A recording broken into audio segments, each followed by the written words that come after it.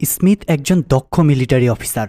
নিজের এক সঙ্গীকে উদ্ধার করতে গিয়ে তার পরিচয় হয় আরও কয়েকজন দক্ষ সৈন্যের সাথে, আর তাদের নিয়েই গড়ে ওঠে স্মিথের এ টিম।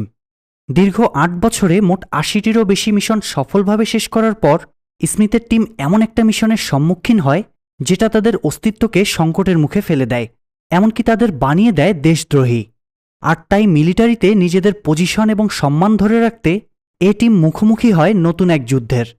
কিন্তু কি এমন ঘটেছিল সেই মিশনে যেটা তাদের সব রেপুটেশন ধ্বংস করে দেয়? কেনই বা তাদের দেশদ্রোহী ঘোষণা করা হয় এবং কিভাবেই বা স্মিথ এই সব কিছু থেকে বাঁচতে একের পর এক নিজেদের মাস্টার প্ল্যান রেডি করে? আর এই সব কিছুই জানবো জনপ্রিয় action thriller movie the A team থেকে। তবে শুরু করার আগে বলে রাখি, এই গল্পটাতে এত পরিমাণ টুইস্ট আছে যে আপনি মুভির মাঝখানে যেরকম অবাক হবেন, ঠিক তেমনি একদম শেষ দৃশ্যে গিয়েও নতুন টুইস্ট খুঁজে পাবেন। সো পুরো গল্পটি খুব মন দিয়ে দেখতে থাকুন। মুভির শুরুতেই আমরা মেক্সিকোর একটা নির্জন জায়গায় একটা গ্যারেজের দৃশ্য দেখতে পাই, যেখানে মেক্সিকোর দুইজন অফিসার একজন লোককে টর্চার করে তার কাছ থেকে কিছু একটা জানার চেষ্টা করছিল। তো লোকটি কিছু না বললে অফিসার দুইজন সেই লোকটির গান দিয়েই তাকে মারার চেষ্টা করে, কিন্তু তার গানে ফায়ারপিন না থাকায় তারা তার দিকে দুটো কুকুর লেলিয়ে দেয় এবং তার সব জিনিসপত্র নিয়ে সেখান থেকে বের হয়ে যায়। ঠিক তখনই দেখা যায় লোকটি তার গানের ফায়ারপিন তার হাতেই লুকিয়ে রেখেছিল। সে সেটা দিয়ে তার হ্যান্ডক্যাফ খুলে অন্ধকারে চলে যায় এবং সেই হ্যান্ডক্যাফটি কুকুর দুটির গলায় পরিয়ে দেয়। আর অন্ধকার থেকে বের হয়ে আসার পর আমরা প্রথমবারের মতো এই মুভির প্রধান চরিত্র স্মিথকে দেখতে পাই। অন্যদিকে মেক্সিকোর আরেকটা নির্জন অঞ্চলে দেখা যায় স্মিথের সহকর্মী ফেসকে কয়েকজন মেক্সিকান পুলিশ আটকে রেখেছে। মূলত স্মিথ আর ফেস মেক্সিকোতে একটা মিশনে এসে দুজনেই ধরা পড়ে এবং মেক্সিকান পুলিশরা তাদের আলাদা আলাদা জায়গায় নিয়ে টর্চার করে তাদের থেকে তথ্য উদ্ধার করার চেষ্টা করছিল। এদিকে যে দুইজন অফিসার স্মিথকে টর্চার করেছিল তারা গিয়ে বাকি অফিসারদের সাথে দেখা করে। আসলে স্মিথ তার টাকার বান্ডিলের মধ্যে একটা লোকেশন ট্র্যাকার লুকিয়ে রেখেছিল, তাই পুলিশ দুইজন যখন তার জিনিসপত্রের সাথে সেই টাকার বান্ডিল নিয়ে বাকি অফিসারদের সাথে দেখা করে, স্মিথও তখন সেখানকার লোকেশন পেয়ে যায়। এখান থেকে সিন শিফট হয়ে আমরা বস্কো নামের একজনকে দেখতে পাই, যে কিনা নিজের গাড়ি উদ্ধার করার জন্য সেখানকার একটি কার সার্ভিসিং সেন্টারে যায়। এই সার্ভিসিং সেন্টারের লোকেরা বস্কোর একটা গাড়ি বেশ কিছুদিন ধরে আটকে রেখেছিল।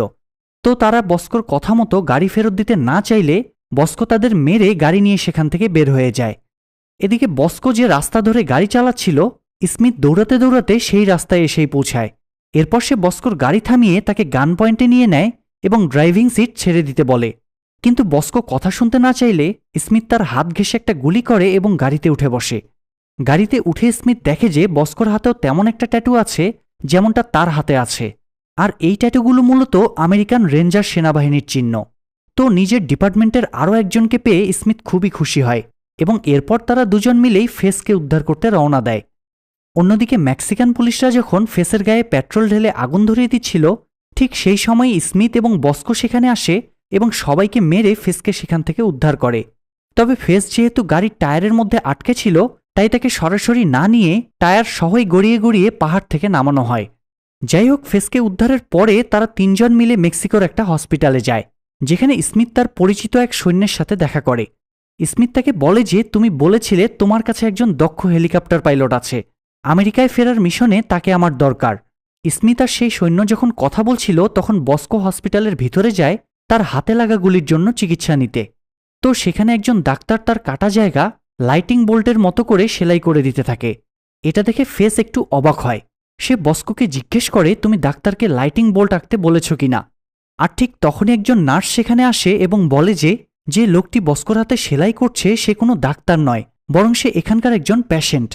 নার্সের কথা বলার মাঝখানে সেই লোকটি ফেসের হাতেও আগুন ধরিয়ে দেয়, কারণ ফেসের শরীর থেকে পেট্রোলের গন্ধ আসছিল।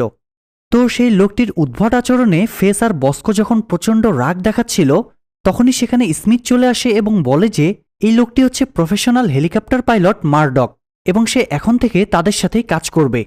এর পরপরই স্মিথ সবাইকে রেডি হতে বলে, কারণ মেক্সিকান পুলিশরা অলরেডি তাদেরকে ধরতে রওনা হয়েছে।